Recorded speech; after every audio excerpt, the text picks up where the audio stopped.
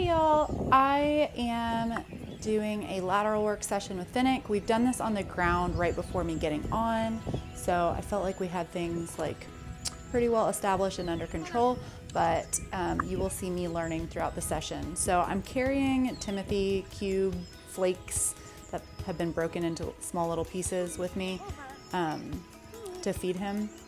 And I learned throughout the session that he does not want those. He wants to eat grass as his reinforcer, which is fine. It makes things take a little longer, and I would prefer he eat the Timothy cubes because he is a metabolic prone horse based on his breed. But anyway, I ditched that. So we got a good lateral step there. He knows to walk towards and either touch with his nose or just walk towards those yellow targets. So I set those up there. And then the purple mat in the center, we do a lot of work on the mat where he has to station on the mat, and he is pretty, when he sees one, he almost always just goes and puts all 4 feet on, or at least close to all 4 feet on. So I had that set up in the center as a way to clue him into the fact that I wanted him to go sideways to get all 4 feet on the mat. That's also how I taught him to station at the mounting block. So we're gonna come to the target, and this is me trying to give him the Timothy cubes, but he doesn't want them. And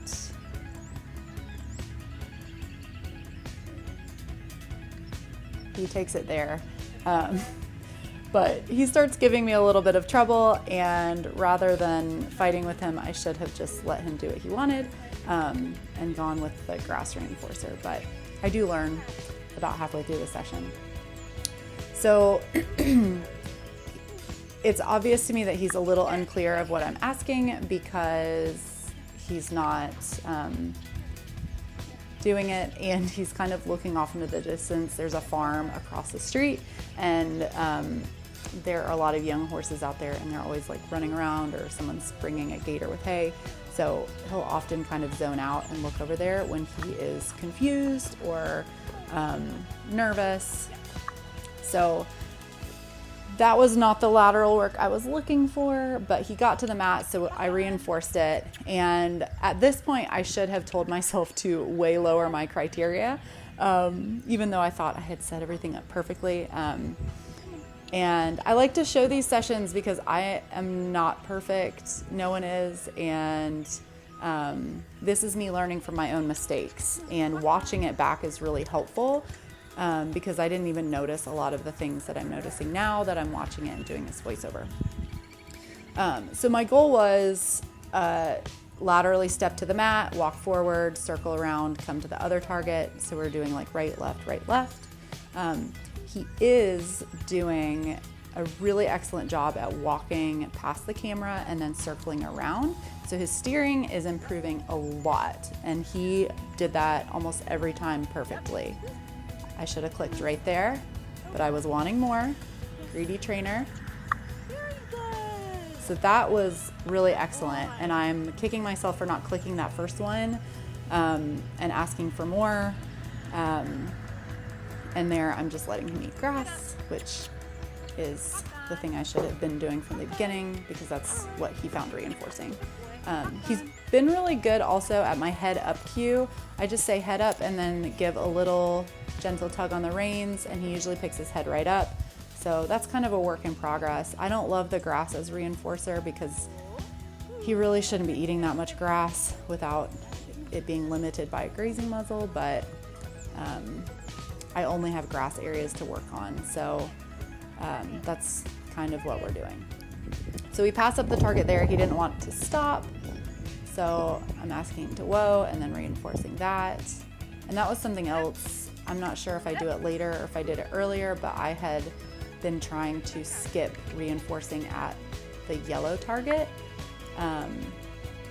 And because sometimes I can skip the target and tell him to keep going and just move on to the next thing, but he was not ready for that.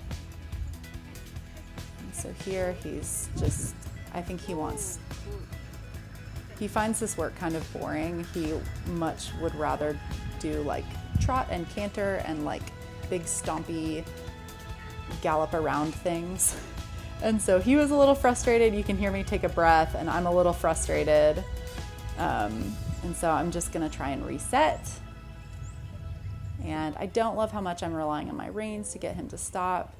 Some of that's just old habits from my previous training. I marked and reinforced that. So that was good on me for marking and reinforcing the first step over, especially after he'd gotten a little squirrely.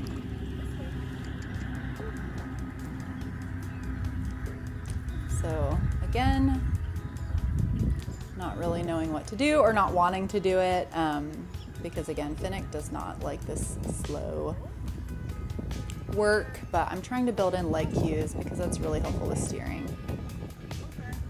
Oh, I remember what was happening. The farm next door, they were driving around a bunch of vehicles, and like, I swear they always pull out all of their crazy machines when I'm working over on, it's behind the camera when I'm working with Finnick, and especially when I'm trying to film, they always start bringing out the chain harrow and dragging it all over the place. But that was really successful. I am way more proud of Finnick watching this than I am of myself.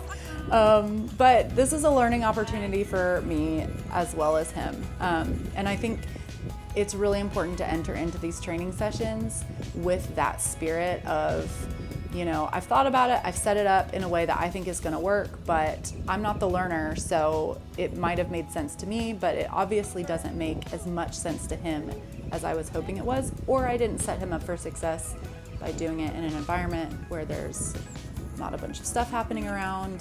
This is a kind of a blustery first warm day in a while. You can hear lots of birds. Anytime there's a big weather change, horses just act different. So I think I'm realizing that I need to slow things down just a little bit. So I'm letting him stop and eat at the target. And there I get really nice lateral step. It wasn't perfectly lateral from the yellow target to the mat, but I honestly don't care at this point. I'm just, and even the setup of it, I was mostly just working on any type of sideways movement. We can refine later on, and we're clearly not ready to refine yet. So I'm perfectly thrilled with that. So you can see him doing his big stompy panther walk there because he is just bored. And I really should have set a timer for this session. I usually do, but I did not because I was filming and the timer always stops the video. But I should have just, I should have set the timer because he's clearly bored. But he's calmed down a little bit more. I have a little bit more of a rhythm where we're circling to the target, stopping, reinforcing, moving over, reinforcing, and then circling back to the next target. And I'm reinforcing halfway from the yellow target to the purple mat. So that is good. I'm not anticipating him going the full distance without me reinforcing, which is something that I did earlier in the session that I should have lowered my criteria on. So did he get frustrated? Yeah. Did he get overly frustrated or over threshold? I don't think so. Do I wish I had done things, I wish I had adapted to what I'm doing here earlier. But next time I will just set it up better and my expectations will be a little better. And honestly, with latent learning, we'll probably do this again and he'll do it a million times better. So he gave me a little hop there. Rearing on his hind legs is a thing that I have taught him to do under saddle and mostly have under stimulus control. So he kind of offered a little baby hop, and I just let him do it and then asked again for what I actually wanted. We had to recircle and reset there, but then we got a really nice lateral movement over to the mat. We went almost the full direction, or the full way from the target to the mat, which that side is a little closer.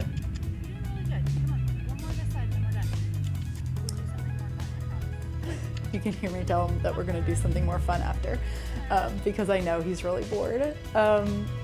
And honestly, I should have stopped right there. I wish I had stopped right there, but you know, we get greedy. I grew up with the, you know, one more good rep and then we'll be done and end on a good note. And that's something that I'm still